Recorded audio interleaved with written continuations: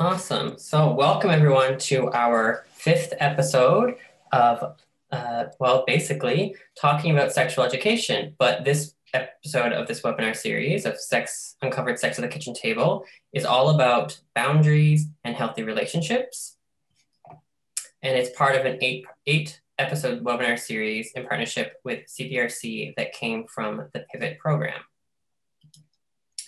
So as you can see, we have a privacy statement, and basically all it means is if you don't wish to have your personal information seen because it's being recorded, you can change your name of your Zoom account at the top. There's like 3 little white arrows, just change your name there.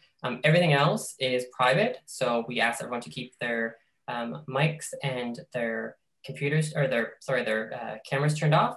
The only individuals that will be seen will be the speakers, the ASL interpreters, and the moderators. And the mission behind this whole webinar series is to create a more relaxed and inclusive setting to talk about sex for the 2S LGBTQIA+ community, as well as revealing the root issue around sexual education, with the goal to affect change around how we view, talk, and teach sexual health as a society. And of course, we have our lovely speakers for tonight. So we have Rowan, Lorena, and Ellie. And they're going to introduce themselves and give you a kind of a small bio of who they are and why they're here. So with that said, I'm going to stop sharing our lovely presentation and talk a little bit more about what CBRC is. So CBRC stands for the Community-Based Research Center, and it promotes health of gay, bi, trans, two-spirit, and queer men through research and innovation or intervention development, much like this webinar series is. And they've partnered with Quadrangle, which is Newfoundland and Labrador's currently only 2S LGBTQAI plus community center, of which I have been a proud part of. I was one of the co-founders and one of the board members. When it came to Pivot was a 4-day leadership program talking about, in general, the healthcare system and healthcare of our community. And from that, the 4 participants decided to create this webinar series to help make sexual health more inclusive for the community members. So with that said, we'll just go through our roundtable and have everyone introduce themselves, the speakers, and your pronouns, and maybe a little bit about who you are. So we can start with Rowan. Would you like to go first? Yeah, sure. My name is Rowan White. I am a second-year student of music and English here at Mount Allison University.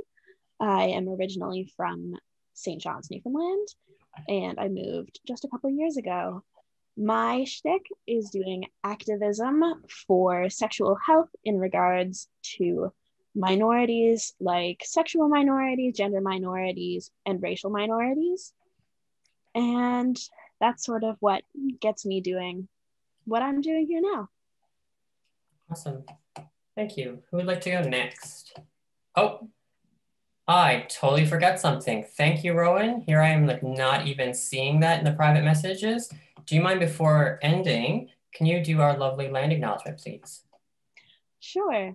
So I would like to extend a warm welcome to everyone here and to acknowledge that the land on which we gather technically is St. John's, Newfoundland now. It is the ancestral homelands of both the Beothuk people and the Mi'kmaq. And our province is home to both those groups, along with the Innu and Inuit. These groups are largely responsible for taking care of our lands and have passed it so nicely down to us today.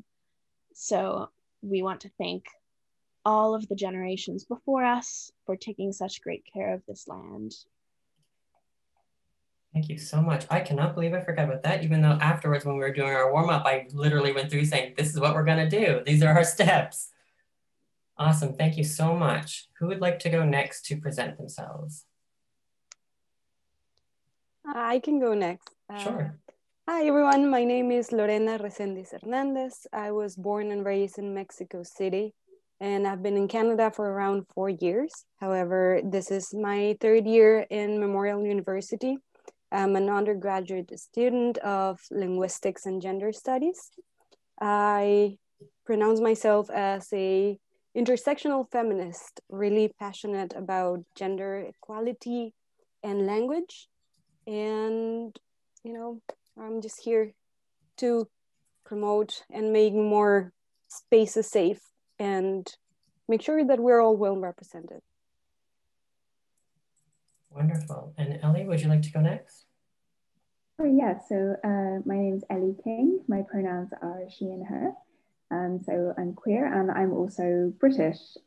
So I've been here in Newfoundland for, what, 6.5 years now. I graduated from MUN's clinical psychology doctoral program last year, and I'm now working as a psychologist here in the province. Awesome, thank you so much. So, like I mentioned in the very beginning, our episode tonight is about health relationships and boundaries. So with that being said, just in a quick kind of one-off sentence, could all of the guest speakers please give us kind of an idea of what you consider a healthy relationship meaning is to you? And you can, whoever wishes to go first can just jump right in.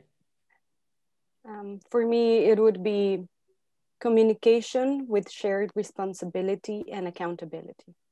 Awesome, wonderful, thank you.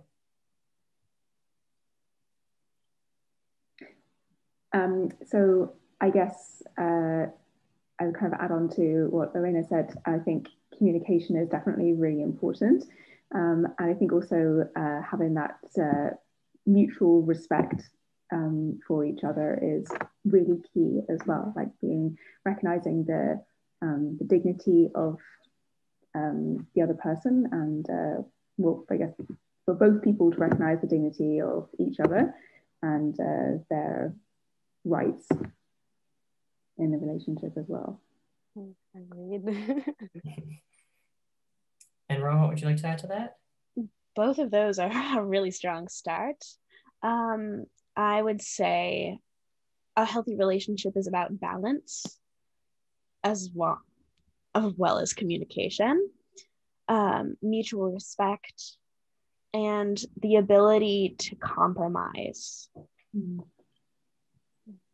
All very true. That's wonderful to hear. Yeah, like it's kind of the same thing I look at it too. It's like I'm very much in the mindset that a relationship, a health relationship, is all about talking, but also setting up those boundaries of like how much you can give of yourself at any given time.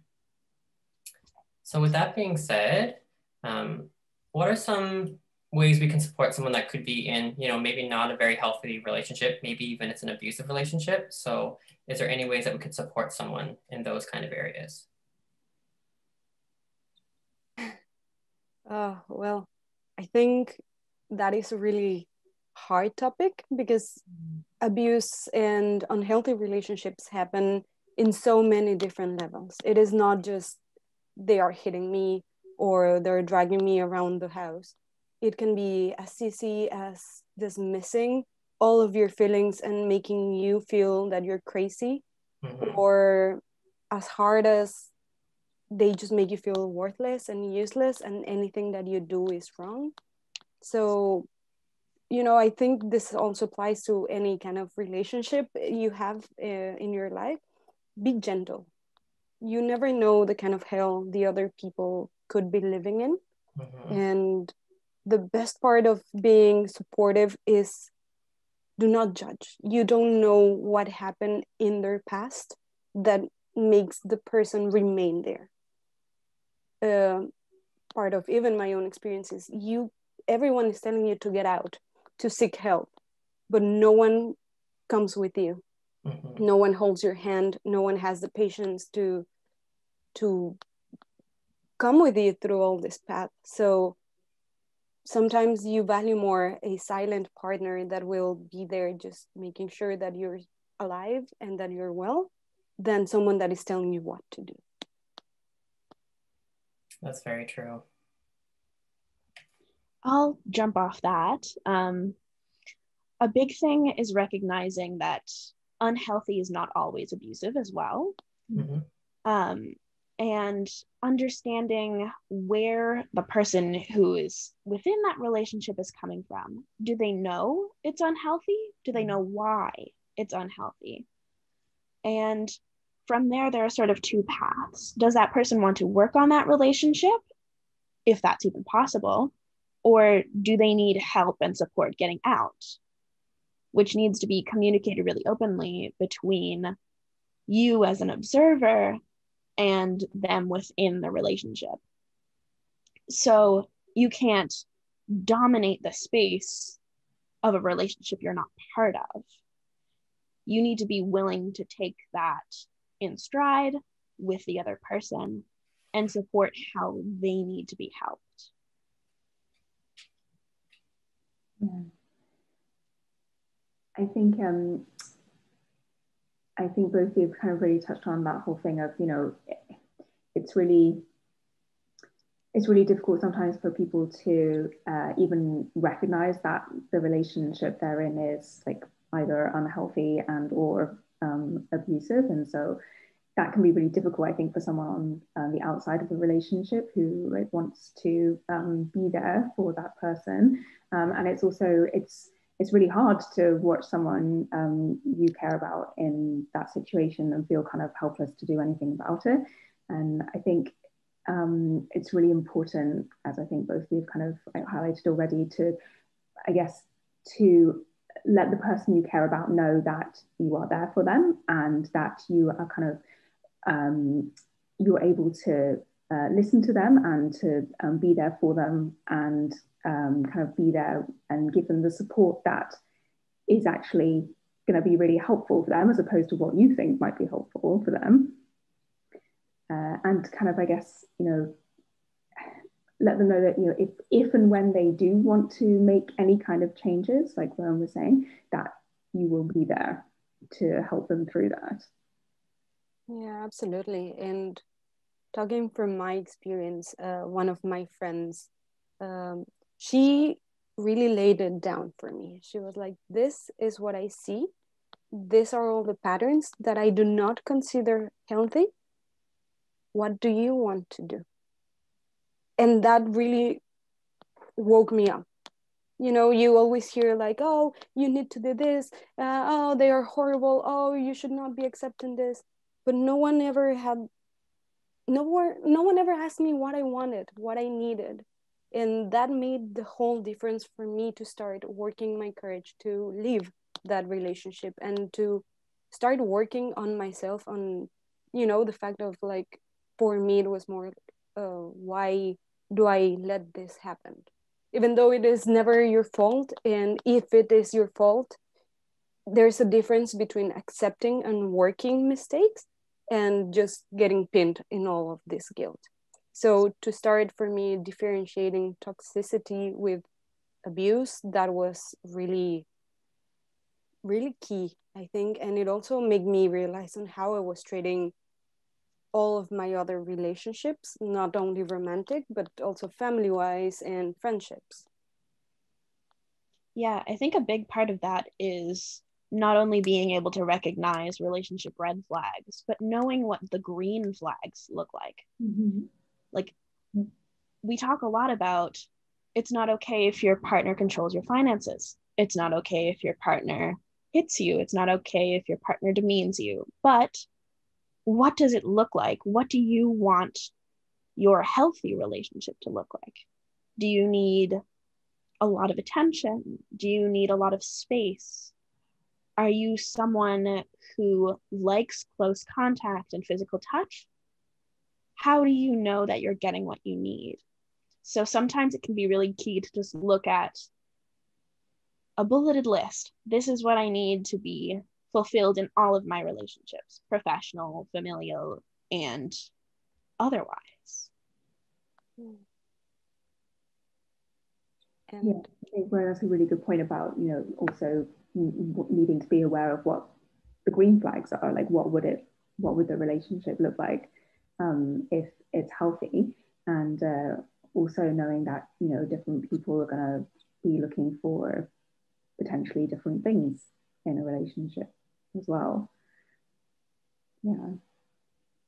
No, I think both those points I think are really great, because the fact is that we're talking from, a romantic relationship versus friendship versus, whatever kind of other relationships that we have in our day to day.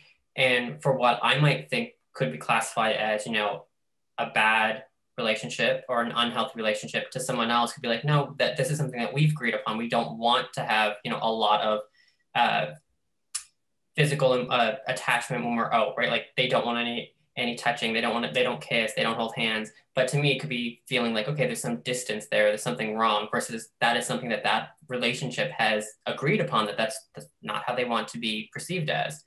So it's great that we're talking about those red flags and the green flags, because mine could be completely different than someone that's in that relationship.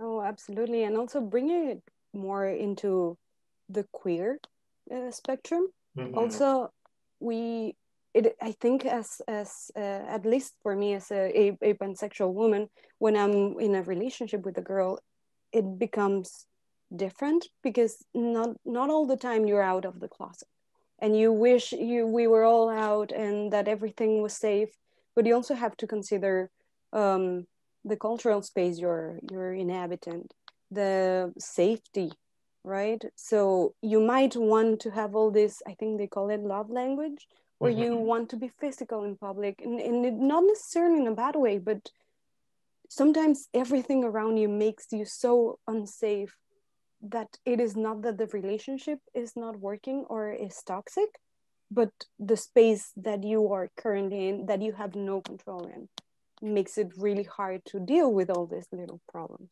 Mm-hmm.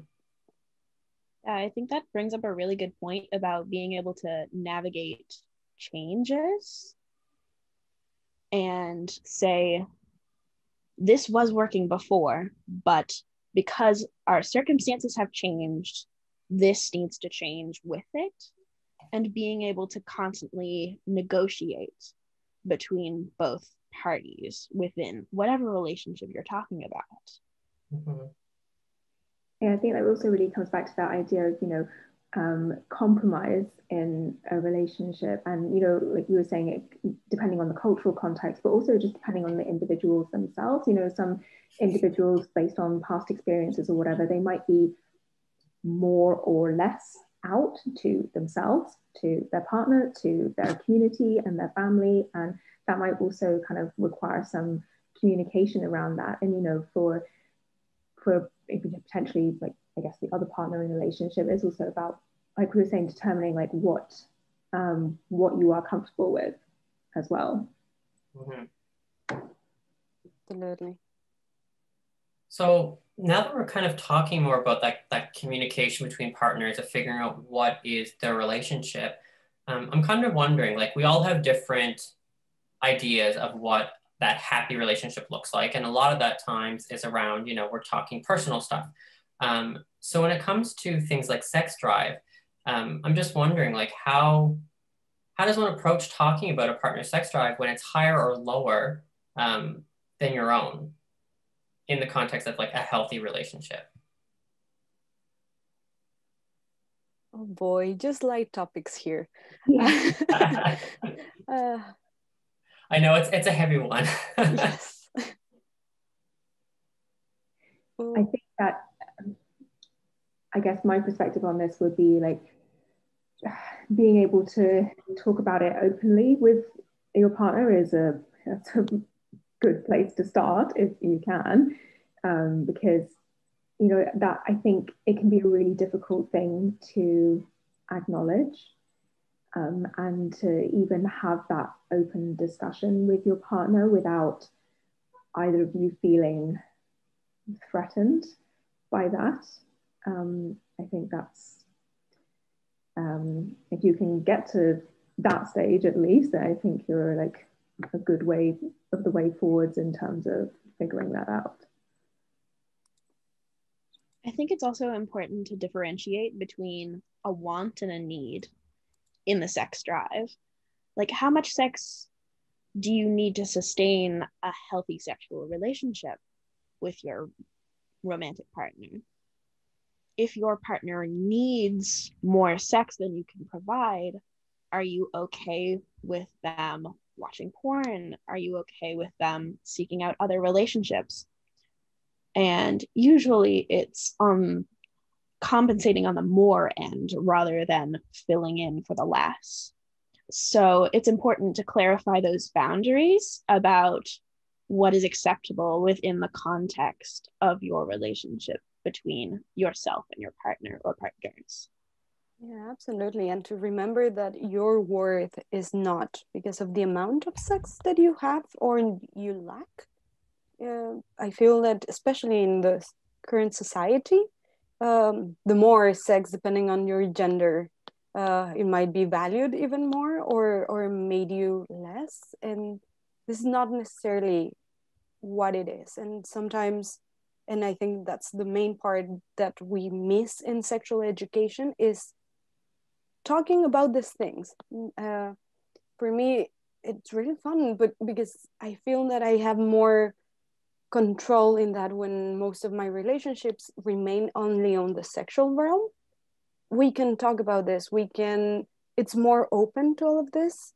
But then if we go back to a serious relationship, it's usually really punished. You are not supposed to. You can just, fulfill the other's need, but what about your own? And where are you putting yourself in all of this? Oh, for sure. And I really like the fact that we're talking about the idea of the need versus the want, or the idea of more. So when Rowan was mentioning, just someone having a higher or lower sex drive does not mean a relationship cannot exist. Like there's just the idea of that communication needs to be a big component, even more so to talk about those issues that could cause tension by just leaving it unresolved or untalked about. So yeah, like the fact that relationships can be more than just what we're told about in school, or that we're basically programmed to think as we're growing up, that this is just, once you're in a relationship, you're supposed to give everything basically to the other, without thinking about it, versus being more collaborative and talking about what both of you need out of a relationship to be considered a healthy relationship. I have a fun little anecdote on that note. Yeah. And it also has to do with what is healthy for one couple might not be healthy for another. So I was sitting in my room, bored, scrolling through Tinder like you do, and I found a friend's long-term boyfriend. And I said, hey, is this okay with you? You know about this and you're all right? Just checking in like you would. And she said, yeah, I've just been going through a lot of pain recently, so I can't provide as much sex as he needs. So I've encouraged him to seek hookups with other people. See, if I didn't ask and just assumed, I could have thought the worst. Like, is he cheating? Are they over? But no, they were talking through what they needed for their relationship in that context.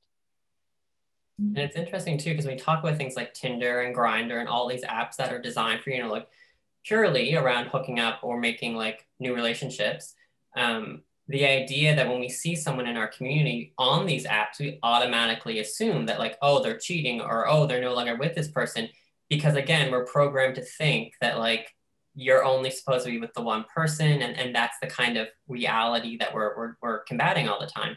So it's interesting that, yeah, when you saw that, you approached the person and said hey, what's on the go? Is everything okay? And they were comfortable enough to say yeah, we had a conversation and this is it. Because I know from my experience with individuals in the community, it could very well be the opposite, where it becomes the gossip of the town, right? And people start talking about it, and then it ends up being a very negative thing, even though in the eyes of the person who are in the relationship, it's a positive. This is what they've agreed upon is what is healthy for them. Yeah, and I think what Rowan was saying about the fact that they had that conversation kind of makes me think how important honesty is in those conversations, and also being honest with yourself about what you are genuinely comfortable with, and making sure that you're not feeling pressured either by your partner or even potentially by sometimes it's attitudes in the community, oh, I should be okay with either having a more open relationship or like having a monogamous relationship, and really feeling that pressure to maybe do things or agree to things that you're not comfortable with. So it's really important to be obviously honest with your partner, but also to kind of really reflect on that for yourself as well. Absolutely. I think, Ellie, you just nailed it on the, it's so hard. And for me, I feel that I'm a little bit less biased because I don't necessarily feel monogamy is the only possible way. So whenever someone tells me like, oh, this person and so are now an open relationship, I'm like, oh, but did they agree upon it? They're like, oh, well, yeah. I'm like, oh, okay, cool. So are you happy? Well, yeah. Oh, okay. And kind of when we normalize either responses when they go from like polygamous to monogamous or the other way around, it doesn't have to be a bad thing. Let people discover what they need as long as it is healthy. Mm-hmm. The only thing that I will never encourage, and I try to encourage others to stop encouraging, is to just just because your partner is bringing it into the table, you have to agree. Mm-hmm. That is not true. You can say, no, this does not go with me. Don't cling to the relationship just because you're used to, but because that's where all the toxicity starts building and all the resentment, and then you can't chat anymore about these things. So if you come and tell me like, oh, Lore, let's open up the relationship when I don't feel ready for it, I'm in all of my right to say like, you know what, no, then let's better end it, or let's just stay friends. There is nothing wrong. I am not more conservative than others. It just doesn't work for me. And that's a really great way for us to segue into the next question, because we're talking about healthy relationships as if it's the duality or more and not with ourselves. So sometimes it's healthier to end a relationship, rather that be romantic, sexual, or purely friendship. So I'm just wondering, when it comes to like either when you're on the other end that you're quote unquote being rejected, or when you have to do the breaking up, what are some of your like key takeaways for self-care? Like, how do you kind of like readjust yourselves into realizing this is a good thing potentially, and I'm just going to move forward?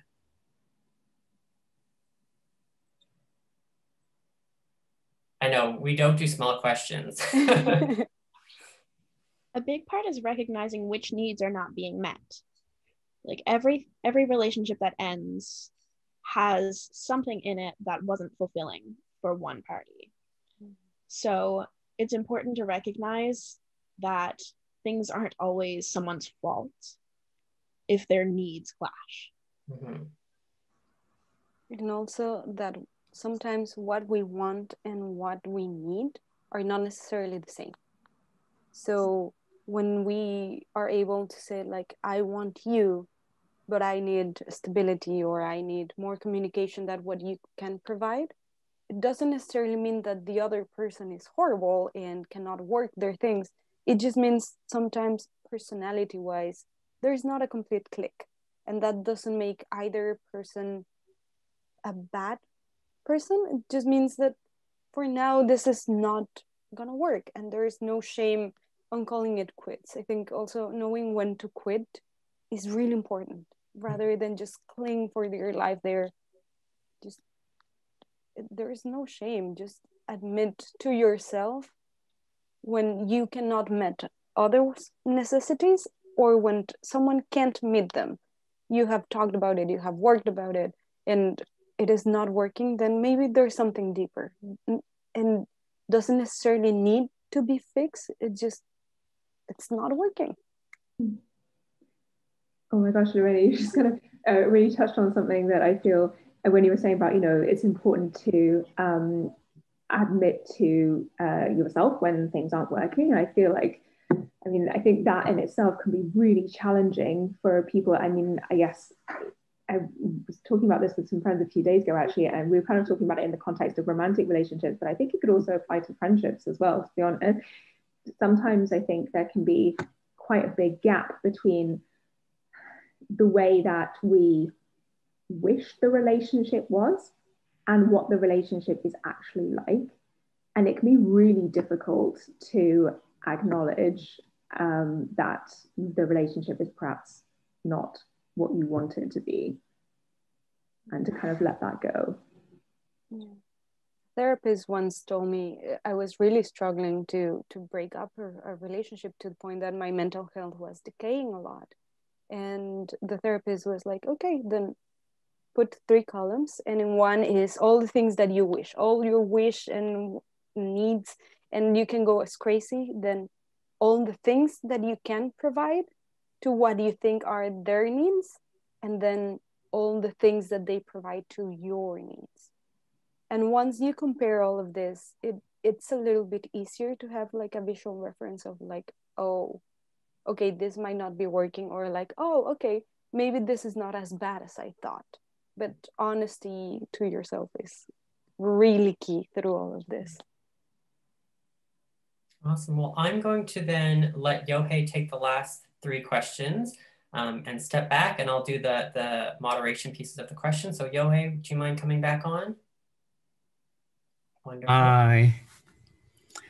Thank you so much for all the conversation that's going on. You couldn't see it, but I was just nodding so much behind the camera, especially about the honesty piece. I was just remembering about when I went to the therapist for the first time in my life. I was struggling with a relationship, and what she said was, now the center of your life is not in you. We have to start with bringing that back to yourself. That's because I was not honest with myself, and I didn't know what I wanted. So I was like, yes, behind the camera. Now, I would like to start a question about sexual abuse or abusive relationship. When we talk about these things, it seems that we often talk about heterosexual relationship. So I would like to ask your thoughts on how much same-sex or those relationships are not heterosexual relationships are represented in general. And if there is a lack of it, why do you think that's the way? If anyone wants to start. For me, it's kind of, oh, sorry, Ellie, you want to go first? No, it's okay. It is definitely not represented, and I think a lot of it is from the own fear that we have as a community, because, you know, we're already struggling and battling, like, oh, you're not natural, oh, this is not supposed to happen, and then to admit that this can go violent is kind of like giving them, saying like, yeah, you're right, because it was not natural, it went sideways, oops. But that is not true. At the end, doesn't matter your sexual preference, we're all still humans, and we all make mistakes, and life happens, and life happens a lot. But when we stop talking about this, we make others more prone, and we normalize a lot of violence, mostly because we are still struggling, right? No one teaches you how to gay. No one teaches you how to be a lesbian and how to have a healthy communication with your partner, because you're supposed to only see them as friends, right? So, and I was going through books trying to get to see, because, you know, there's so many books about like, oh, why does he do that? Talking about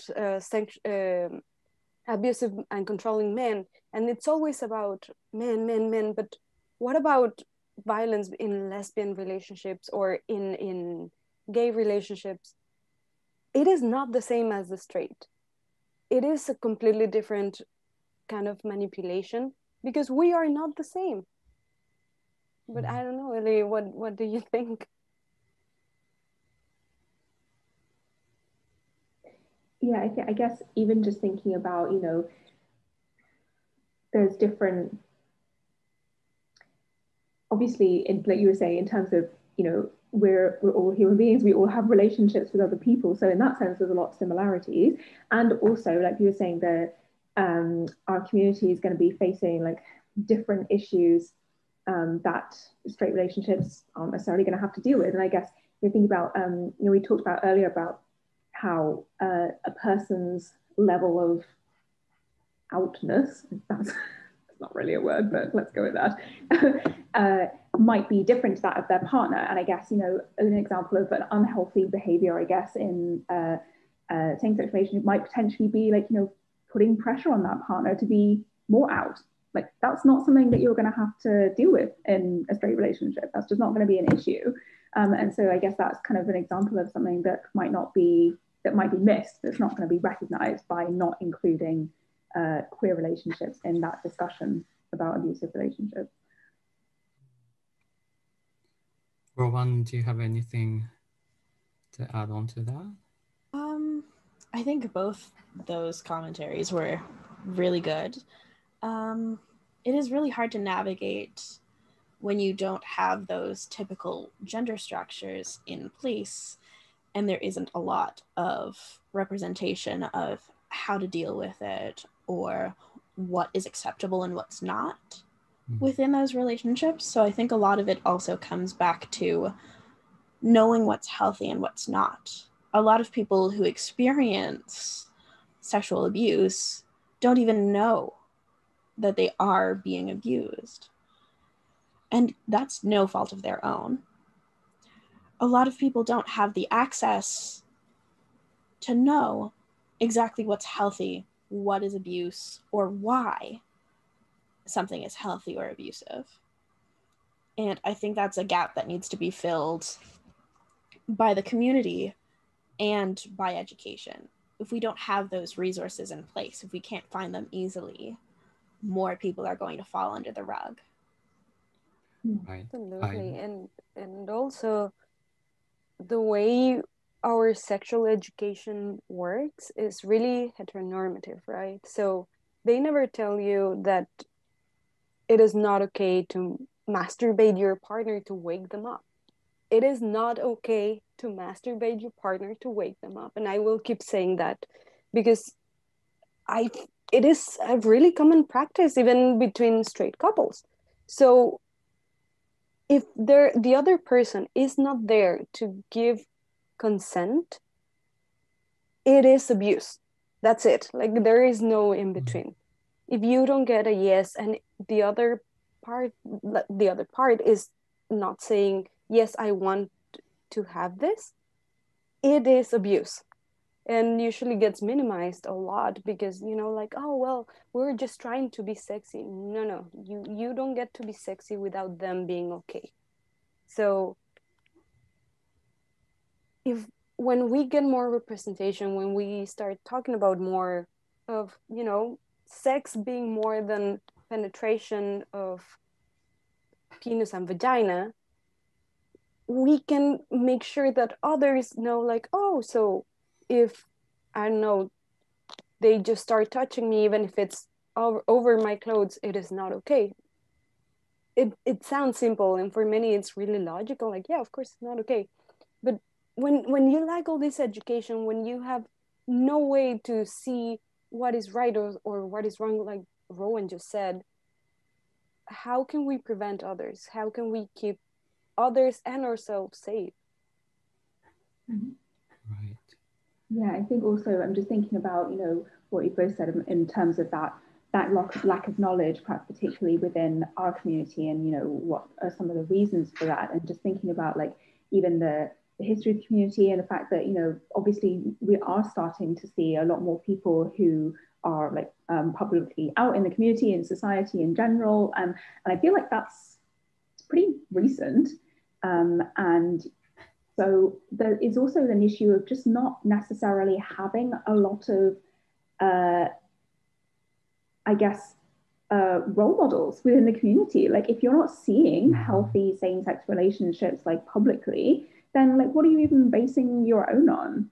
And, you know, it's, I guess that would apply for, you know, any type of relationships, whether it's kind of straight relationships or queer relationships. We've kind of also got that thing of, you know, if you haven't, even within your own family, if you've not seen those healthy relationships modeled, then, like, you know, you don't have, I guess, like, that guide or map to draw from. And we're thinking about, you know, a lot of queer kids and teenagers, particularly teenagers if they end up being estranged from their families, if their families disown them, then again, like they don't necessarily have their family relationships to draw on when thinking about their own future relationships. And if you've experienced trauma, whether that's based on your queer identity or not, again, like that can really influence the way that you see relationships and your ability to to communicate with other people effectively. Yeah, I think having all those role models or access to education, we always come back to the education in this series, always. So that's really great. But that really resonates me because me as a gay man, I don't have many regrets. But one thing, I wish I had more access to education role models before being that depressed in my last relationship with when I went to the therapist. I wish I had access to more information before getting to that stage. Or when I was in Japan, growing up in Japan, I wish I had more role models there so that I didn't have to spend 6 years in closet totally without having any queer friends. I feel those time it's just blank in my life. So that actually ties into the next question. It's great that we have Lorena here, who's from Mexico, Ellie from the UK, and Rowan, you have indigenous background. So we have many different cultural backgrounds here. Then my question is, how does culture and ethnicity and religion play in the dynamics of relationships? And also, if you have any personal experience that you would like to share, that'd be great. What do you think?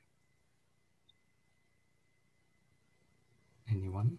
Well, it plays a lot, especially when your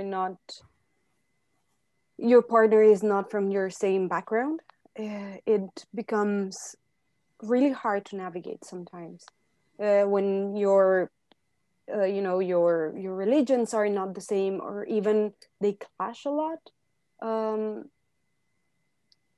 Once again, and I think that's my main thing with any kind of relationship, is talk a lot. Never, the thing that for me has always killed my relationships is the quiet, is the silence, is the shame.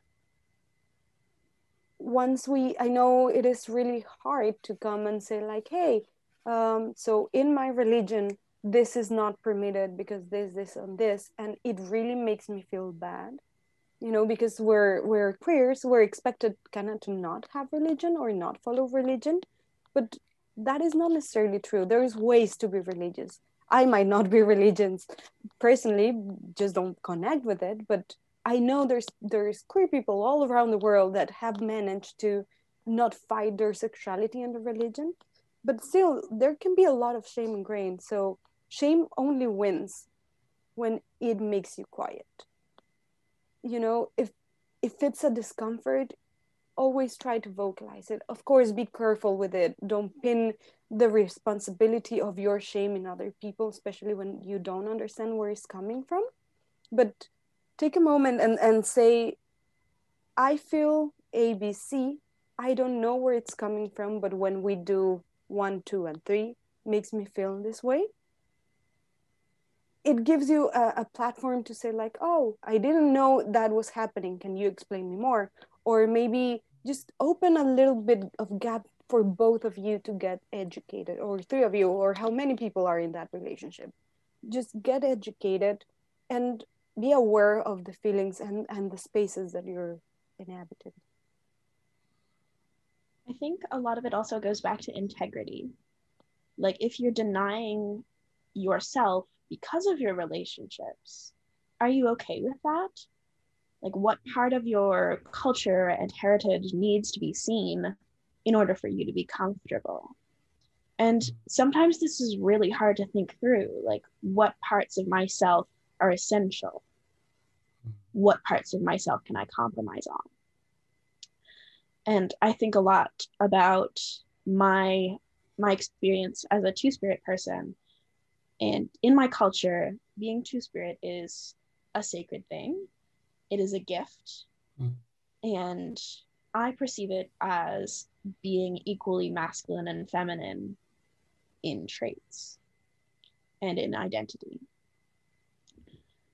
And it wasn't until recently that I realized a lot of my relationships had been suppressing that element of my gender identity. And because of that, I wasn't comfortable. So being able to acknowledge which parts of your culture strengthen you and guide you in your sense of self, and being able to work with that and present that confidently to your partner is so, so important. Rowan, is that what gave you that motor or drive to recognize that and get out of those bad or harmful relationship? What made you different? What gave you that change? A lot of it is experiencing health for the first time in that aspect of my life. And I'm currently in a fantastic monoracial relationship for the first time in my life, where my partner is very clear on the fact that she sees me as I view myself. And because I have that experience to draw from, not only from her, but from my friends, my family, my community at large within the Indigenous world, I know I feel best when that part of myself is affirmed. And the more I reflect on it, the more I realize that that is something I need to be valued and to be heard within my relationships. Right. So again, we are coming back to knowing what we need and knowing who we are. Exactly. Sorry, Ellie, you were going to say. Oh yeah, so I guess I was going to add, because I feel like initially I was thinking I don't really know if I have much to contribute, because like I'm white, so I'm kind of very much part of, like, even like being British in Canada, I'm still very much part of the, you know, like mainstream, like also like just colonialist culture, I guess. But then I was thinking, you know, I feel like it's still important for people, if you're like in, I guess, not necessarily Canada, but even like other countries as well, if you're part of that, the majority culture, whatever it is, especially for queer people, because, you know, you're already kind of part of a minority, and it can sometimes be difficult to recognize that you might be part of one minority, but you also have, I also have a significant amount of privilege because I'm in like an ethnic majority. And to kind of like really to recognize that, to acknowledge that privilege, and to kind of, I guess, you know, in terms of if for people who are like ethnic majority and then have a partner who's in a cultural or ethnic or religious minority, to actually like to check in with them about that, and to actually say to them, you know, like, I recognize that I have this privilege, and that I might say or do things that might be hurtful without intending to, and, you know, to like be honest about that, and to like even to ask them to tell you and check in with them, you know, like, oh, I know that I said this during our previous conversation, I realized that might have been hurtful, like, well, how did you actually perceive that? And to like ask them about their perspective and not just assume. And also adding a little bit to your comment, Ellie, we don't want to be saved, and we don't want you to understand us all the time. We know for many things, especially when your ethnicity is not the same, you're not going to understand me, and it is fine. It is not mandatory to understand me, but you do need to respect my feelings, and don't try to heal them. This is not your thing. You know, just be there. Once again, support and respect with responsibility. And it's okay if you're like, maybe I really don't understand where this is coming from.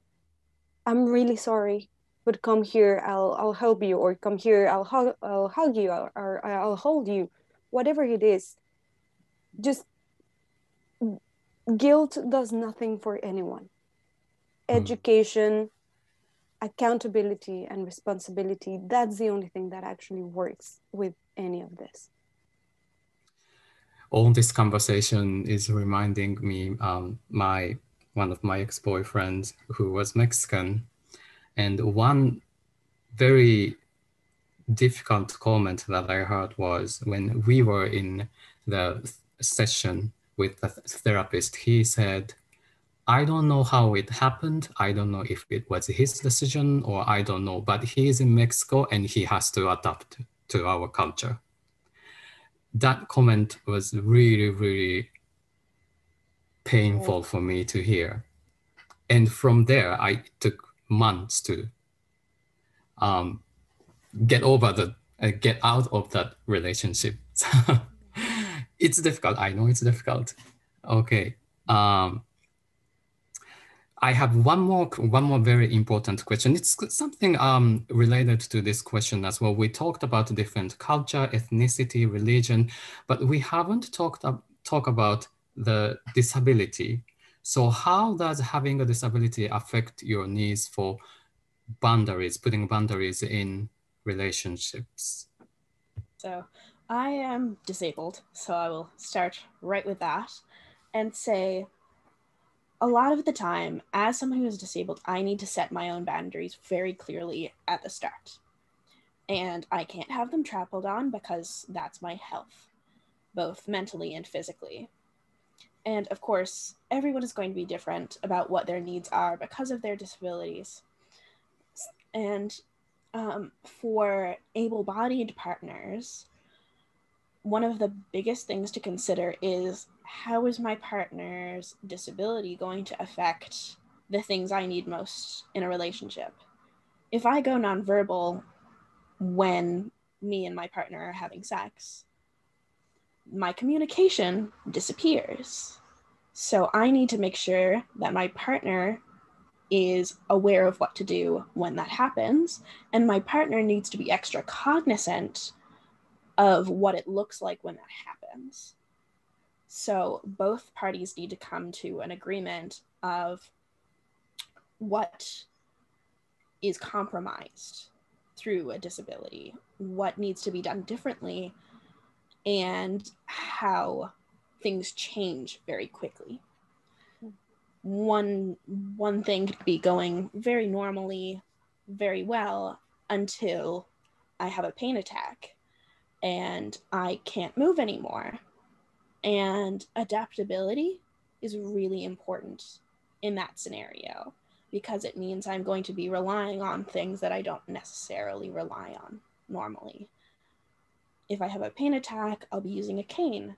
So my partner needs to be aware of how the spaces we move through typically might be harder or easier with a cane, or how loud environments might be overwhelming for me.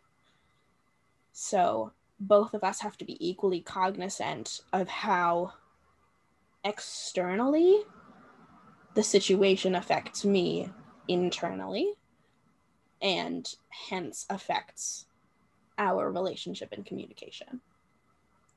So the responsibility is entirely divided between the parties in the relationship, but it does require a lot of adaptability, quick thinking, and the ability to listen and really hear without assumptions. Thank you so much. Lorena, Ellie, do you have anything to add to Rowan's comment, or any comment? Well, listening to Rowan, I guess I also reflect on the fact that not everything that happens, especially when you're the able body, not everything that happens is your fault. What is gonna be your fault is how you react. Or not necessarily your fault, but what you are gonna have responsibility is how you react. I feel that it is okay to be afraid. It is okay to not know what to do, but then talk. Once again, for me, communication is the most essential thing. Talk, talk, talk, talk. Don't live with questions. Don't live with doubts. Answer them the best possible way. Like, still be careful with the words you're gonna be using. Still be careful with the discourse you're putting in the table, but make sure that shame doesn't get the best out of you, because you might be harming the other person. Right. One of the patterns I use the most with my current partner is saying, if this changes, how will you react and what will you need afterwards? So if I come back from a grocery trip and all of a sudden I can't move anymore, that means she's going to have to put away the groceries. When she's done putting away the groceries, she's going to need time to unwind. So I need to be able to give her the time to unwind because she's taken up the groceries.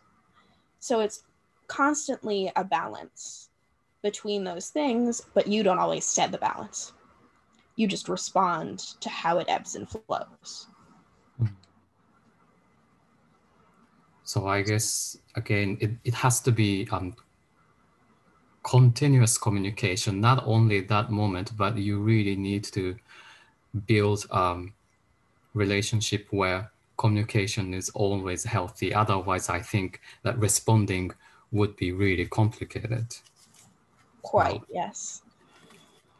Right. Sorry, yeah. No, go ahead, Ellie. In addition to that, I think, because I know in the previous question we were talking about like not making assumptions, not assuming that we understand what the other person is experiencing from a cultural and ethnic perspective. And I think that probably also really applies to the disability part of it as well. Like if you are like the partner of someone with disability and you don't have that experience, to not assume that you know what is going on for your partner, and to, you know, just make sure you're kind of asking and checking in, as opposed to thinking that you understand exactly what's happening for them. All right. This is amazing. I'm loving this conversation, but the time is coming up, so we have to wrap up. So I will ask Charlie to come back to the camera. Hi. This has been a wonderful talk, like from the very beginning to this very last question. Much like Yohei, when I was not on screen, I was nodding and agreeing 100%. Just some of those pieces that Rowan, you've mentioned and others have mentioned just really hit home for me when it came to, like, you know, not assuming, the idea of, like, you know, you can still ask questions even when you're in a long-term relationship. Like the whole idea that even if you've been with someone for 10 years, does not mean that you know everything in the moment, and having those questions answered is better than just assuming.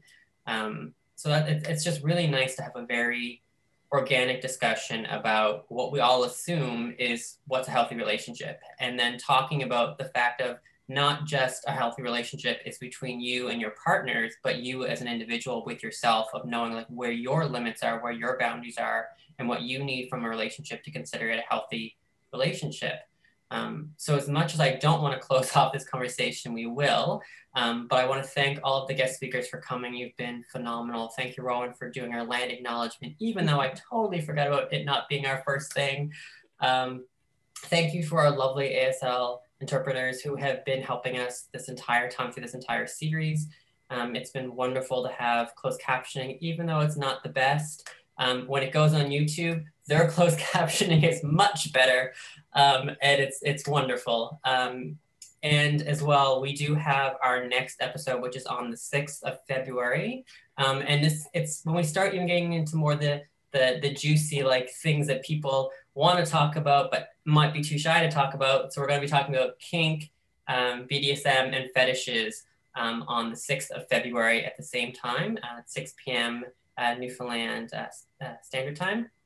And we're going to have some great speakers then as well. So please join us and have a great evening. Thank you so much, everyone. Thank you so much, everyone. For the platform.